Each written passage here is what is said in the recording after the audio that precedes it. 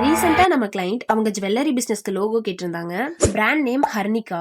Mainly client conveys that letter H and N combine பண்ண சொல்லியிருந்தாங்க. ஏன்னா அவங்க 2 டாட்டர்ஸ் நேம தான் ஹர்னிகான்னு சேர்த்து வச்சிருக்காங்க. அண்ட் இன்னொரு விஷயம், லோகோல ஸ்வான் ஆட் பண்ண சொல்லி கேட்டிருந்தாங்க. Moreover luxurious and premium லுக்ல வேணும்னாங்க. அண்ட் லைட்டா ட்ரெடிஷனல் ஃபீல்ட்லயும் தே எக்ஸ்பெக்டட். கிளைண்ட் ரெக்வயர்மெண்ட்ஸ் வாங்கிட்டு research for a long time. ரிசர்ச்சிங்க முடிச்சுட்டு ஸ்கெட்ச் பண்ணிட்டு இருந்தேன். At last I got my design. Then illustrator open பண்ணிட்டேன்.